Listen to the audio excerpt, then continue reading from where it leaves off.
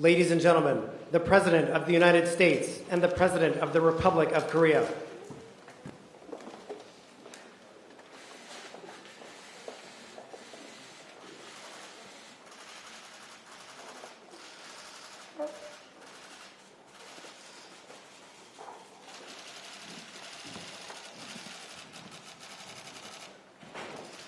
Hello, everyone. Please be seated. Today, I've been honored to welcome to the White House President Moon, and I got an opportunity to spend some private time with him as well as with our delegations. It's only the second head of state to visit and the White House since I've been president, and it's been a real joy. It's a reflection of how much we value the 70-year alliance with the Republic of Korea and how essential we know the relations is to the United States, the future of the Indo-Pacific region, and quite frankly to the world.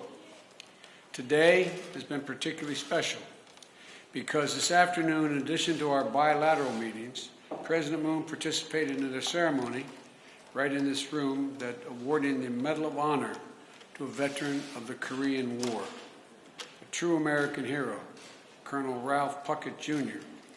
And I want to thank you again, Mr. President, for joining us. It was special. I don't know that there's ever been an award of the Medal of Honor with the head of state of the country where the award was won. It meant a great deal to me and to the family and to our country. But today not only been an affirmation of our shared history of sacrifice that binds the Republic of Korea and the United States together, it's a commitment to expanding cooperation and shaping our shared future in accordance with our democratic values that have made our nation strong and agile and highly competitive in the 21st century's economies. The Republic of Korea and the United States are both nations built on innovation, and we must both meet the challenges facing us today and look to what is possible for tomorrow. Our partnership is grounded on our ironclad commitment to shared security. Our alliance has long been the linchpin of peace, security, prosperity, and the region growing more prominent and us being together. I was grateful that our two nations were able to quickly conclude a new cost-sharing agreement for forces in Korea in March, which will benefit both our peoples. And I thank again the President for that agreement. Today, we made important progress on a range of issues. We spoke about the shared approach to the Democratic People's Republic in Korea, and continuing threat of the DPRK's nuclear and missile programs. My team consulted closely with President Moon's team throughout the process of our DPRK review, and we both are deeply concerned about the situation. Our two nations also share a willingness to engage diplomatically with the DPRK to take pragmatic steps that will reduce tensions as we move toward our ultimate goal of denuclearization of the Korean Peninsula. Today, I affirm to President Moon that the United States will proceed in close consultation with the Republic of Korea in our strategy and our approach. And to help drive all these efforts, I'm pleased to announce that Ambassador Sung Kim, a career diplomat and with deep policy expertise, will serve as the U.S. Special Envoy for the DPRK. Ambassador Kim, you're here somewhere today. Stand up, will you? Thank you for being on with us.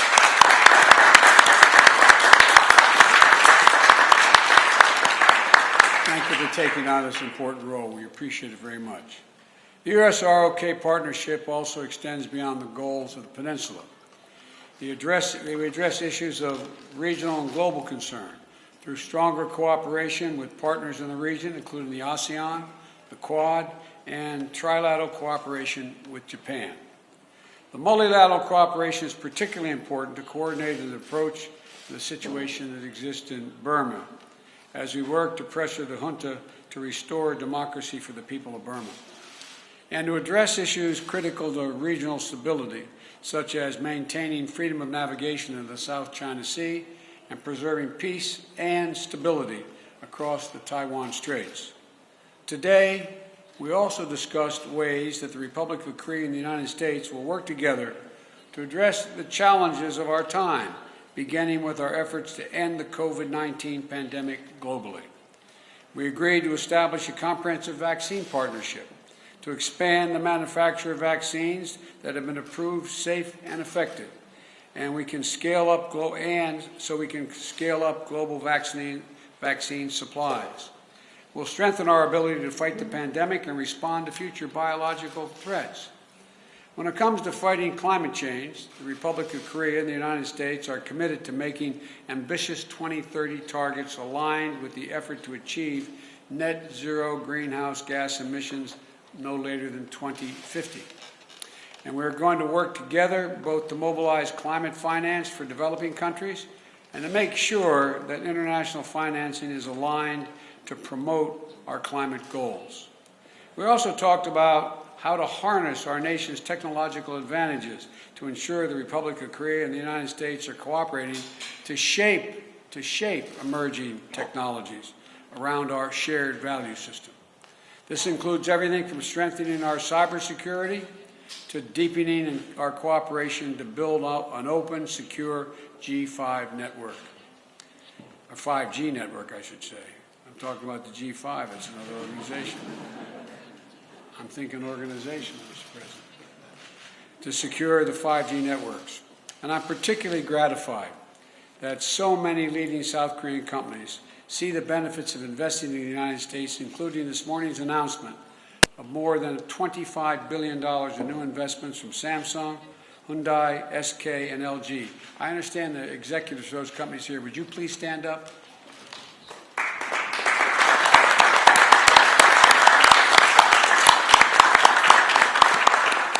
Thank you, and I think we'll do great work together. These new investments are going to create thousands of good-paying jobs and jobs of the future right here in the United States. And they're going to help fortify and secure the supply chains for things like semiconductors and electric batteries. I know, as I said, that the CEOs made the effort not only to do this, but to be here today, and again, I thank them for being here. I thank you for making the investments in our future and yours. Finally, I want to note that yesterday I had the honor of signing into law the COVID-19 Hate Crimes Act to help Americans of Asian descent from having to live in fear just walking down the streets of the United States. Quite frankly, I've been ashamed at the way some Americans have responded. And there's a long history in this country of contributions of Asian Americans being overlooked, forgotten, and ignored. And I affirm to President Moon today what I said yesterday, that we're committing and we're going to stay committed to stopping the hatred based on this bias. I promise you.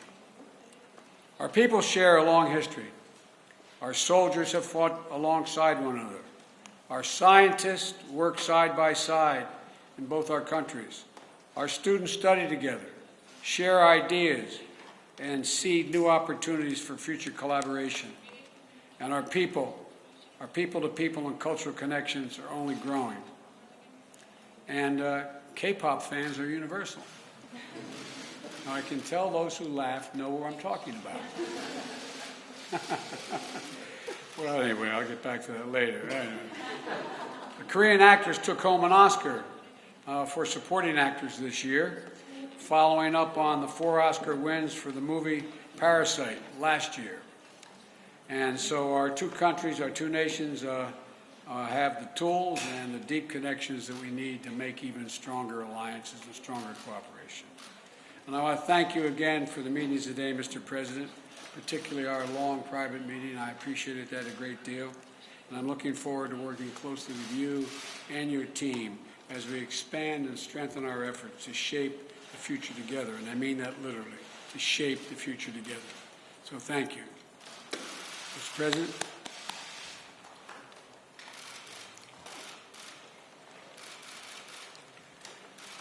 바이든 대통령과 해리스 부통령이 특별한 환대에 깊이 감사드립니다.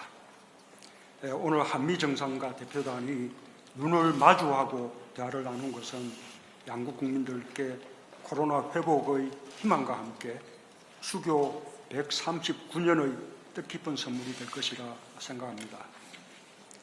바이든 대통령과 나는 한국전 참전용사 명예훈장 수여식부터 단독회담, 확대회담까지 여러 시간을 함께하는 동안 오랜 친구처럼 진솔한 대화를 나누었습니다. 민주주의 정진, 포용적 성장, 중산층 강화, 기후변화 대응을 비롯한 많은 부분에서 우리 두 사람의 관심과 의지가 같다는 것을 확인할 수 있었고, 특히 한미동맹의 굳건함을 재확인하고 더욱 강력한 동맹으로 발전시킨다는 공동의 비전을 확인했습니다.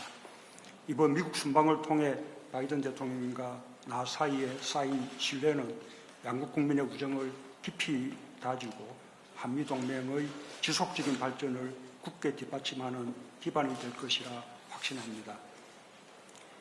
양국이 함께 이루어야 할 가장 시급한 공동과제는 한반도의 완전한 비핵화와 항구적 평화입니다. 얼마 전 바이든 행정부의 대북정책 검토가 마무리되었습니다.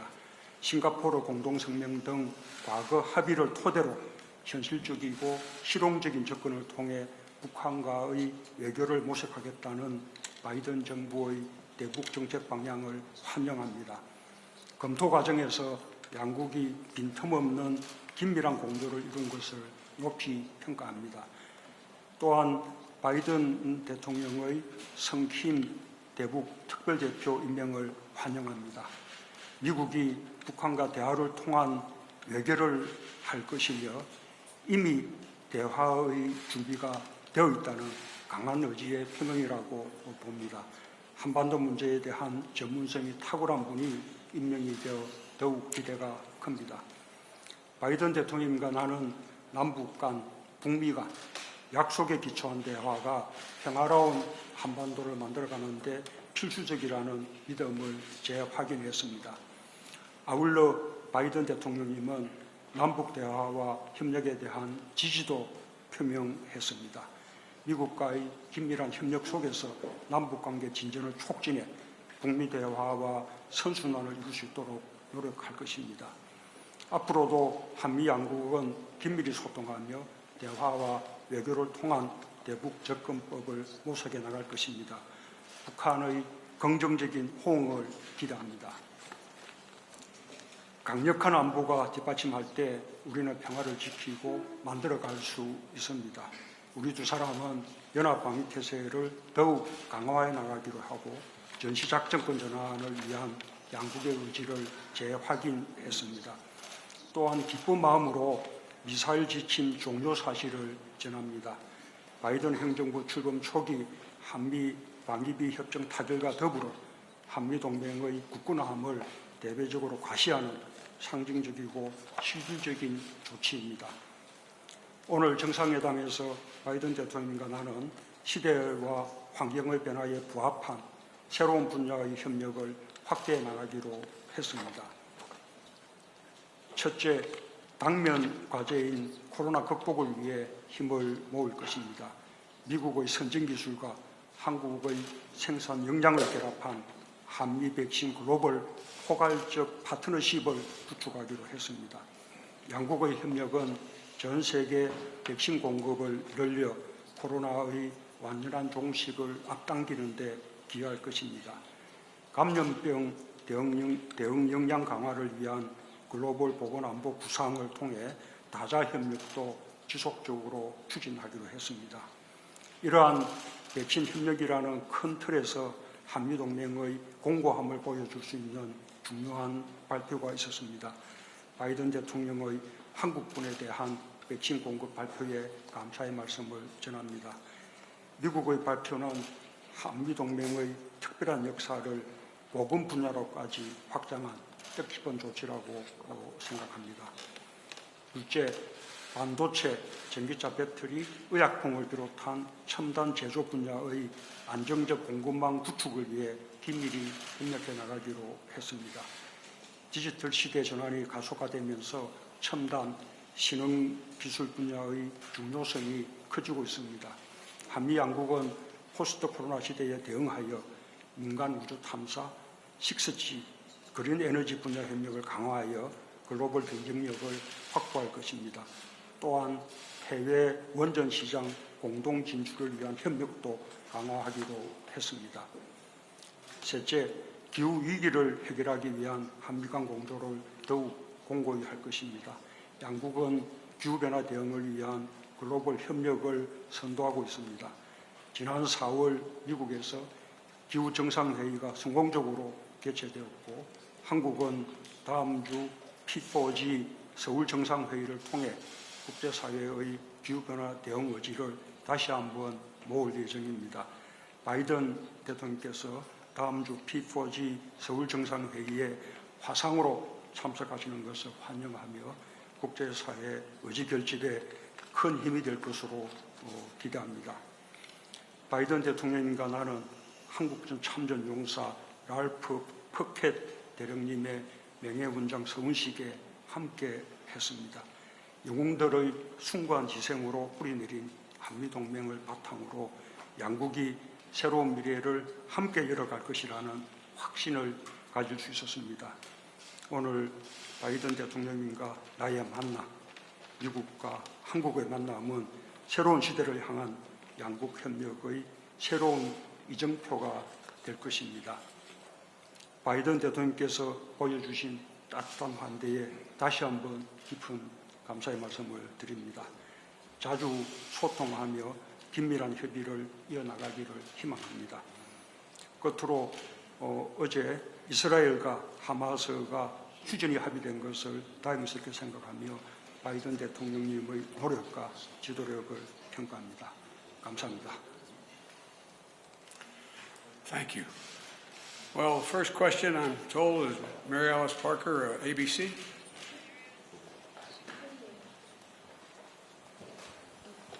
Thank you, Mr. President. I appreciate it. What is your message to Democrats who want you to be more confrontational with Israel, and specifically to those that are saying that there should be an end to arms sales? I mean, do you recognize that there's been a shift, an evolution in your party, Mr. President, in the last 20 years on this issue? And I have a question for President Moon, but I can wait or I can ask that. There is no shift in my commitment to the security of Israel, period. No shift, not at all. But I tell you what there is a shift in. The shift is that we still need a two-state solution.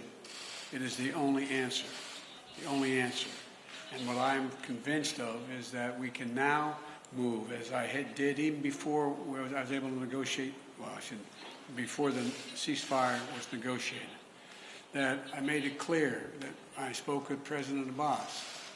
We're going to make sure that we are going to provide for security in the West Bank, and we renewed the security commitment, as well as economic commitment to the people on the West Bank.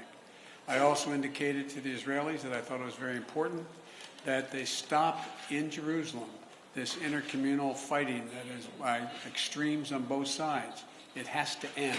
It has to end.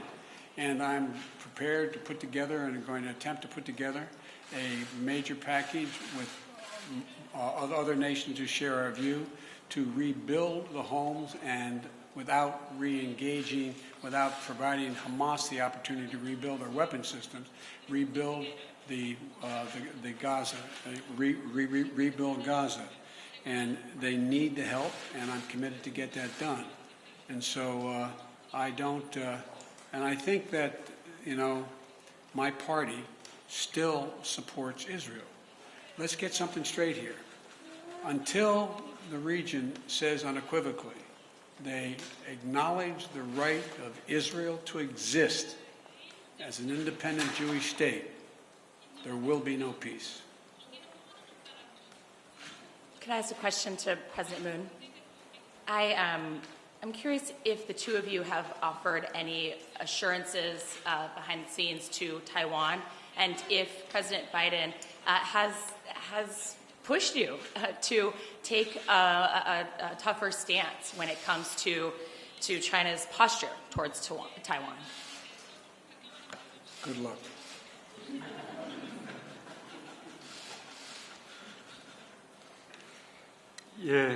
다행스럽게도 그러한 압박은 없었습니다. 다만 대만 해역의 어떤 평화와 안정이 대단히 중요하다는 데는 인식을 함께 했습니다. 양안 관계의 특수성을 감안하면서 양국이 그 부분에 대해서 함께 협력해 나가기로 했습니다.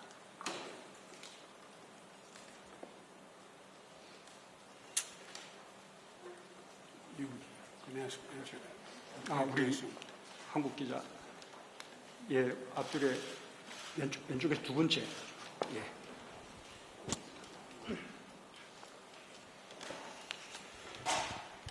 네, 감사합니다. 연합뉴스 TV 강영두 기자입니다. 바이든 대통령과 문재인 대통령께 동시에 질문드리겠습니다. 지금 미국 기자 질문한 것처럼 이스라엘 팔레스타인 문제가 긴급하고 아주 중요한 문제인 것 같습니다. 근데 그 못지않게 북한의 핵 문제도 아주 중요한 문제인데 바이든 대통령의 투두 리스트에 북한 핵 문제는 몇 번째 문제로 기록되어 있는지 궁금합니다.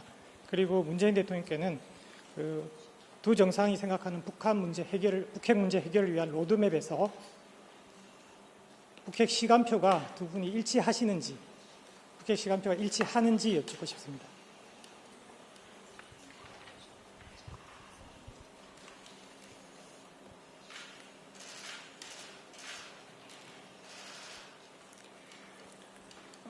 우선 그 바이든 신행정부에서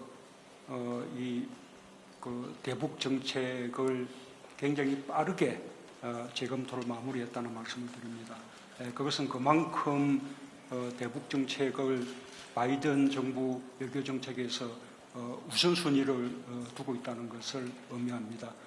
또한 그 대북 정책을 검토함에 있어서 한미 간에 아주 긴밀한 협의와 조율이 이루어졌습니다. 바이든 정부의 대북 협상의 원칙은 이미 미국 측에서 밝힌 바와 같습니다. 아주 실용적이고 또 점진적이고 단계적이고 유연한 방식으로 그렇게 접근해 나가겠다라는 그 원칙에 대해서 한미 간의 인식을 함께 하고 있고 또 앞으로도 함께 노력을 해 나갈 것입니다. 비핵화의 시간표에 대해서 양국 간의 생각의 차이가 있지 않습니다.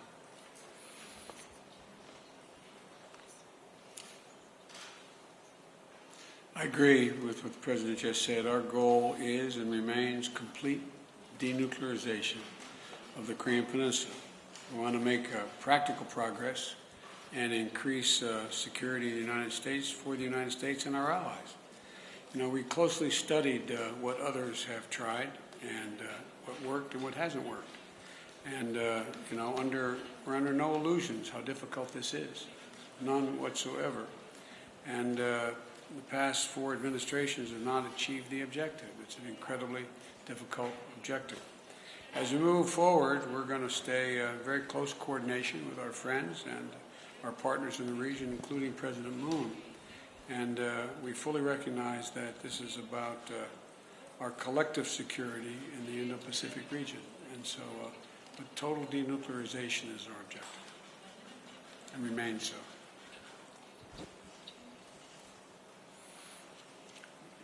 Well, I get to the next question, huh? I'd like to ask the press a question. Nancy Cordes, CBS.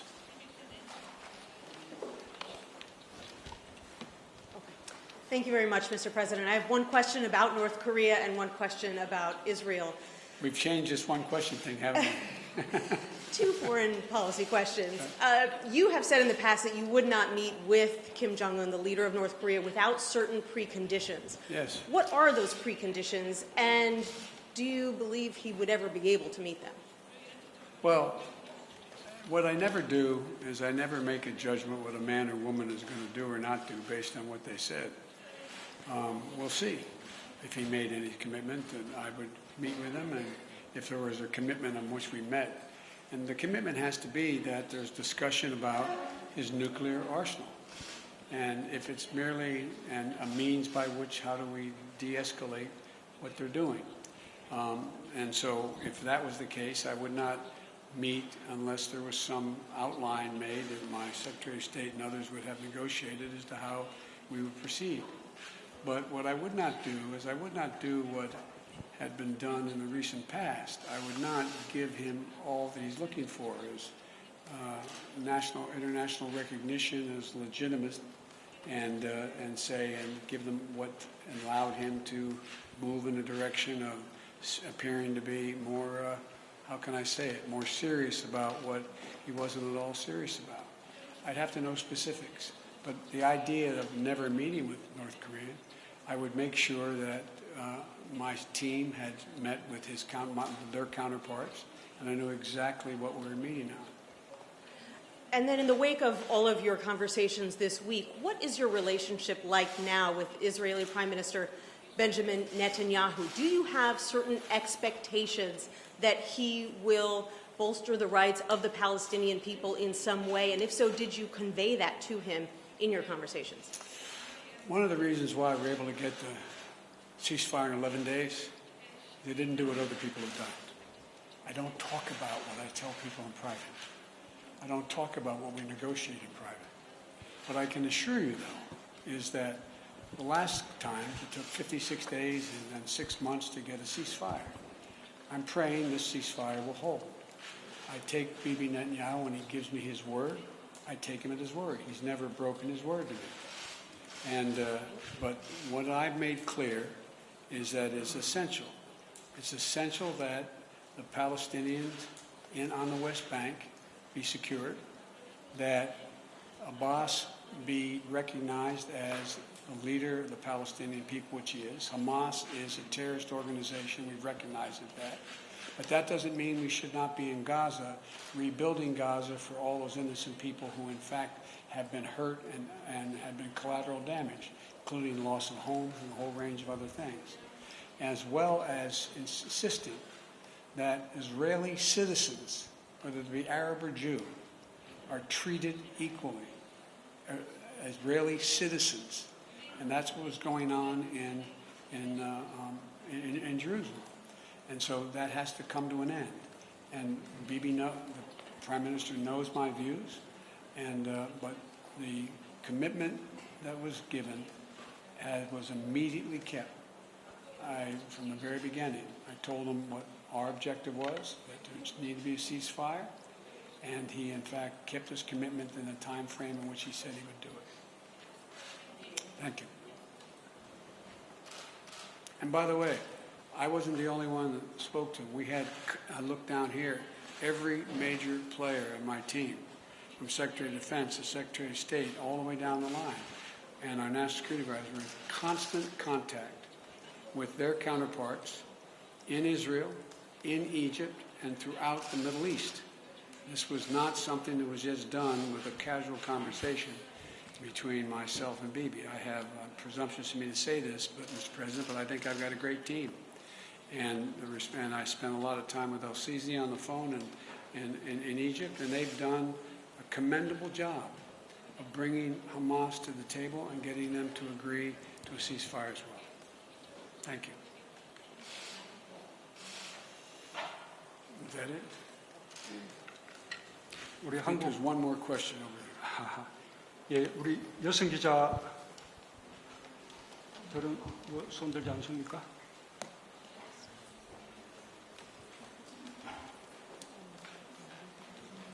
아니, 우리 한국은 여성 기자들이 없나요?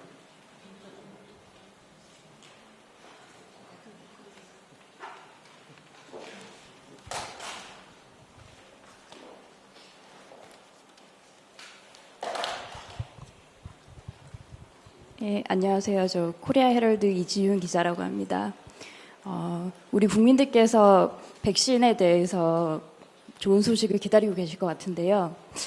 이번에 바이든 대통령과 다양한 논의를 하신 걸로 아는데 특히 국민들이 좋아하실 만한 그리고 대통령께서 가장 좀 의미 있다고 생각하시는 성과가 있다면 자세히 설명해 주시면 좋을 것 같습니다. 예, 그 백신 그 협력에 대해서는 오늘 공동 성명과 또 오늘 기자회견문을 통해서 충분히 밝혔습니다. 다시 한번 강조해서 말씀드리자면 한미 간의 백신 협력을 위한 글로벌 포괄적인 파트너십을 이렇게 형성하기로 합의했다는 것입니다. 미국이 가진 백신 개발 능력과 한국이 가진 바이오 의약품 생산 능력을 결합해서 백신의 생산을 더 촉진하고 그것을 통해서 전 세계에 백신 공급을 더 빠르게 더 많이 이룰 수 있게 하겠다는 것입니다. 특히 인도 태평양 지역의 백신 공급에 더 많은 기여를 하게 되리라고 생각합니다. 그 과정에서 우리 한국도 백신의 안정적인 그 확보에 큰 도움이 될 것입니다. 그뿐만 아니라 미국 바이든 대통령께서는 한미 동맹 차원에서 미국 측에서 직접 한국에 백신을 지원하기로 그렇게 또 약속하셨습니다. 그 부분에 대해서는 장차 미국에서 준비가 되는 대로 미국에서 발표를 할 것으로 그렇게 알고 있습니다. By the way, I can just prematurely make that. Now, there are 550,000 Korean soldiers, sailors, airmen who work in close contact with American forces in Korea. We'll provide full vaccinations for all 550,000 of those Korean forces engaging with American forces on a regular basis, both for their sake as well as the sake of the American forces. In addition to that, we've talked about the ability to have vaccines produced with our working with, and this is in the offing, working with one of the major vaccine producers in the United States, and where Korea is incredibly sophisticated, and with the help of that particular company will be able to make significant numbers of vaccines for themselves. And lastly, it is my hope and expectation, I cannot commit to it because we don't know for certain, but we think that over the remainder of 2021, we're going to be able to vaccinate every American. We have enough vaccine to vaccinate every American, period, right now. And we're going to be able to do that by midsummer, and we're going to continue to get more people to engage in seeking the vaccine. I don't believe, I never have believed, that there's a large percentage of Americans who will not take the vaccine. And we're doing very imaginative things, and states are, to get people to show up and have the vaccine. But we believe that between the second half of 2021 and going in through 2022, we could produce as many as another 1 billion doses of vaccine. Because it's not just, and this is what I like about this president, he's not just talking about any more than I'm just talking about the United States or just Korea. He's talking about the Indo-Pacific. He's talking about the world. We, with advanced capabilities, have an obligation to do everything we can to provide for protection of the entire world. I know that is an awfully ambitious proposal, but I think the nations that have that capacity are going to be continuing to work toward getting that done. And so thank you. Time for one more, Mr. President. If you're not asking me a mean one like you usually do. It's something interesting, I think, that has not come up. President Obama says that there is footage and records of objects in the skies, these unidentified aerial phenomenon, and he says we don't know exactly what they are. What do you think that it is? I would ask him again. Thank you. Come on, Walt, let's go.